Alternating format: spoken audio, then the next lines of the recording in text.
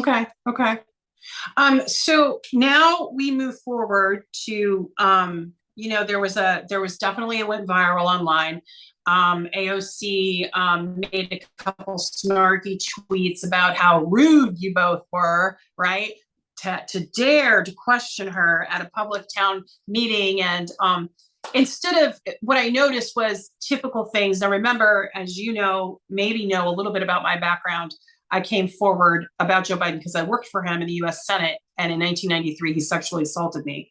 And I reported it to the Senate. I reported it to the police more recently, but in 1993, I went through Senate protocol, did not receive help. I received threats and was silenced. And pretty much my career was over once I started that process. And in 2019, when I decided to come forward, because Lucy Flores had spoken up among 7 other women, and she was a young politician and was getting smeared online, I went ahead and told my story tentatively, very scared to do so, and then told the whole history by 2020. And immediately the media just attacked me relentlessly. Before I went public, I went to AOC. I did similar to what Jose did. I actually emailed her office, even though I wasn't a constituent, and said that I wasn't, but I had worked for the US Senate, US Congress as a Democrat, been in congressional races.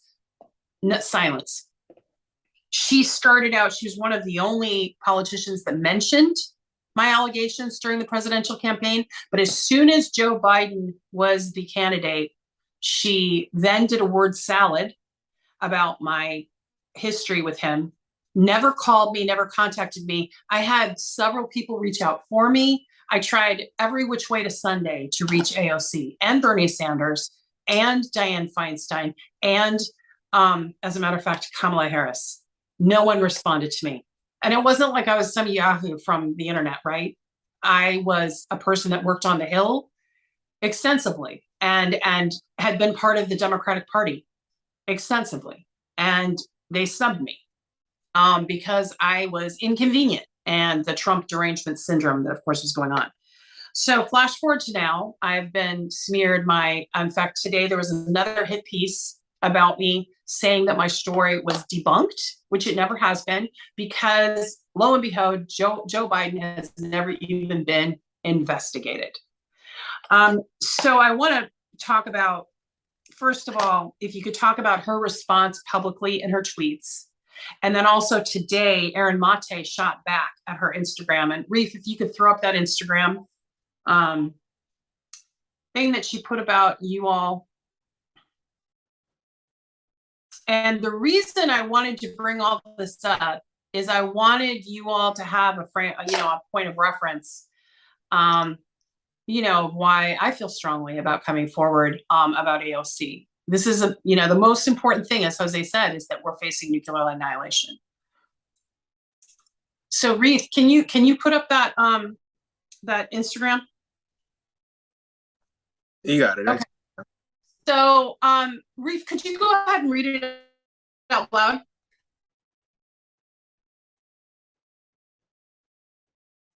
Here, let's do that so the audience can hear me. AOC accuses her anti-war protesters of parroting pro-Putin talking points.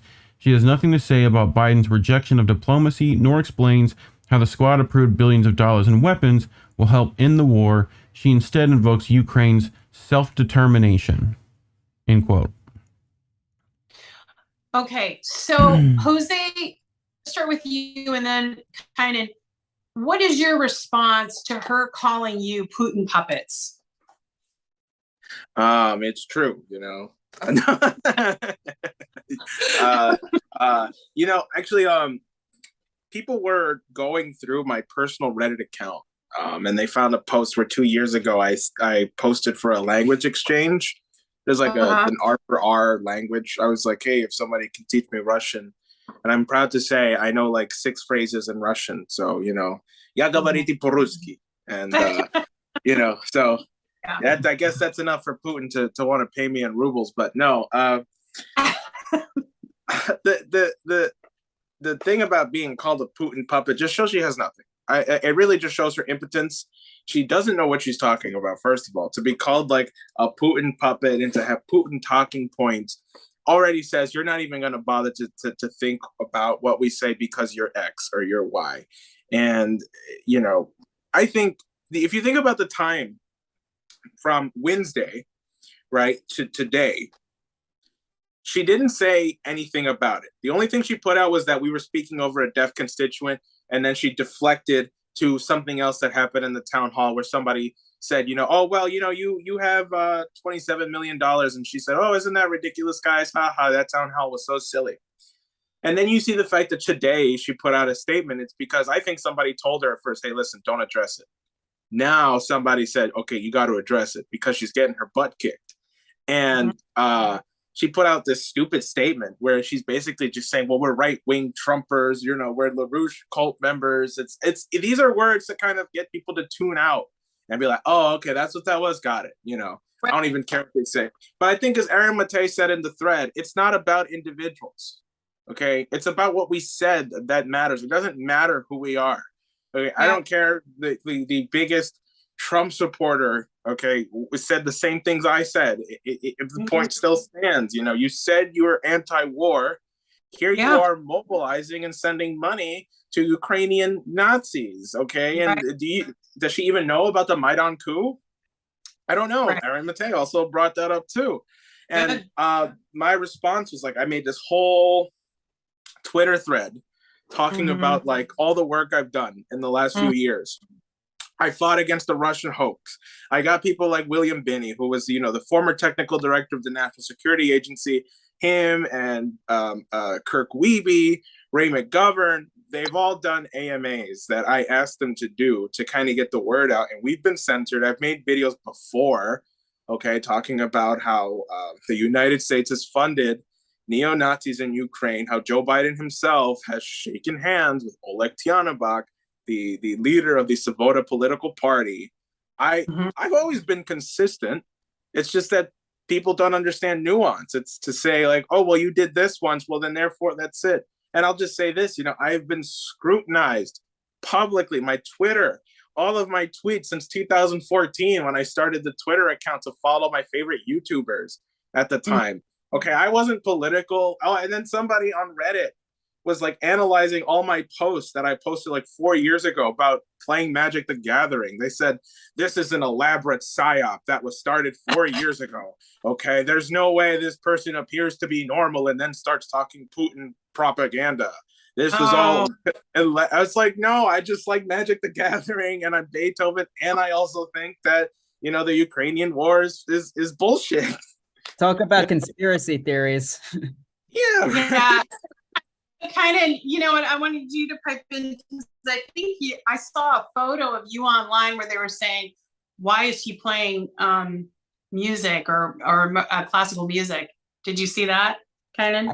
I did see that. Yeah, we were I think we were I think you're referring to the chorus in the conference on Saturday.